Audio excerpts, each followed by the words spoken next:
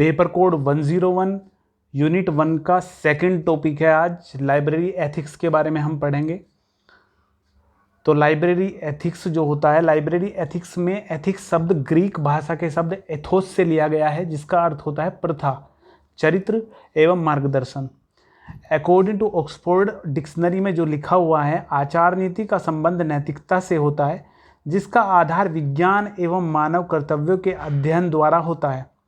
नैतिक सिद्धांतों के द्वारा ही व्यक्ति निर्देशित होता है तथा इन नैतिक सिद्धांतों में मानव व्यवहार के पहलुओं एवं स्वीकृत आचार व्यवहार के नियम होते हैं।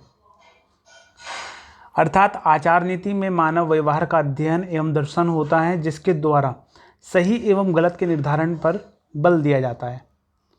ग्रंथालय में आचार नीति की आवश्यकता क्यों होती है? तो यहाँ पे किसी एक जो बुक का नाम था, मतलब जो ऑथर था उनका नाम था, तो वो थोड़ा सा क्लियर नहीं था जहाँ से नोट्स लिए गए हैं, इसलिए माफ़ी चाहूँगा इसके लिए। ठीक है, तो मैं फिर भी समझाने की कोशिश आपको कर रहा हूँ। तो उन्होंने, जिनका भी नाम था, अपनी पुस्तक फिलोसफी ऑफ लाइब्रेरियनशिप में ग्रंथालय अध्यक्षों के लिए आचार संहिता के विचारों को खंडन किया है। उनका विचार है कि लाइब्रेरियनशिप एक कला है जिसमें विचार, पुनर्विचार अथवा सिद्धांत प्रतिपादन की आवश्यकता नहीं पड़ती है। इरविन रॉयल के अनुसार भी लाइब्रेरियनशिप कोई ऐसा सैद्धांतिक विषय नहीं है जिसके आधार पर तकनीकी अध्ययन किया जा सके। वर्तमान में इन दोनों के ही विचारों का कोई महत्व नहीं है, क्योंकि नवीन टेक्नोलॉजी ने ग्रंथालय एवं सूचना विभाग को एक व्यवसाय बना दिया है। इसलिए दूसरे व्यवसाय में आचार संहिता की भांति ग्रंथालय विज्ञान में भी आचार संहिता की आवश्यकता होती है। जिस प्रकार प्रत्येक खेल के कुछ नियम होते हैं, जिस कारण खेल खेलने वाले एवं खेल देखने वाले दर्शकों को भी खेल का आनंद मिलता है, यदि वे नियम न होते तो सोचो कैसा होता।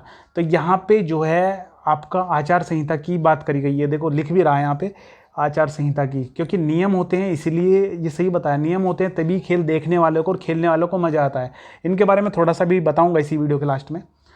इसी प्रकार किसी व्यवसाय में नियम न हो तो प्रत्येक व्यक्ति मनमानी करेगा तथा व्यवसाय ठीक से नहीं हो पाएगा। देखो लिख दिया ये उन्होंने। व्यावसायिक समूहों के सदस्यों के लिए निर्धारित नियम उनके क्रियाकलापों पर नियंत्रण रखते हैं तथा उनमें उच्चतम जीवन मूल्यों का विकास करते हैं। आचार संहिता व्यावसायिक व्यक्तियों, समूहों एवं समाज की निम्नलिखित ढंग से सहायता करती है। व्यावसायिक मान्यता की अपेक्षित शर्त है, व्यक्तियों एवं समूह में परस्पर समन्वय लाती है, सदस्यों में व्यवसाय को स्वयं से ऊपर रखने की भावना पैदा करती है। यह व्यावसायिक संघ के मानदंड दर्शाती है। यह सदस्यों को उनके दायित्व निभाने में नैतिक बल देती है। सदस्यों को कैसा आचरण करना चाहिए, इसके लिए मार्गदर्शन करती है। तो इसमें जो दिखा रखा है वो थोड़ा सा मैं आपको बता दूं। देखो स्टार्टिंग में जो है ये दिया हुआ है, जिनका नाम नहीं दे रखा था थोड़ा सा बुक में जहाँ से हमने नोट्स लिए हैं ये, तो उसमें दिया गया था कि मतलब पुराने टाइम की ये बात थी। लाइब्रेरियनशिप को उन्होंने बोला है कि इसमें कोई रूल्स रेगुलेशन नहीं होते। जो दूसरे हैं इरविन रॉयल, उन्होंने भी ऐसे ही कहा है, लेकिन नीचे जो तीसरी हेडिंग है उसमें लिखा है वर्तमान में इन दोनों के ही विचारों का कोई महत्व नहीं है। इसमें आचार संहिता का एक वर्ड आया है। आचार संहिता का मतलब है ऐसे रूल जो बदले नहीं जा सकते। ठीक है, तो इसमें यही चीज़ दिखा रखी है एथिक्स में, लाइब्रेरियन एथिक्स में, कि जो ऐसे रूल होते हैं इस टाइम पे लाइब्रेरी में, जो एक सिस्टमेटिक ढंग से लाइब्रेरी जिसके बेस पे काम करती है। ठीक है, आपने देखा होगा, जो मैंने अभी आपको बताया था, कि अगर आप बायोलॉजी की बुक मांगोगे तो उनका एक प्रॉपर कोड होता है। अगर आप कंप्यूटर में एक बायोलॉजी का कोड डालोगे तो तुरंत बताएगा कि किस जगह पे, किस रैक में, किस रो कॉलम में रखी हुई हैं बायोलॉजी की बुक, कौन सी क्लास की रखी हुई हैं। तो एक सिस्टमेटिक ढंग से चलता है।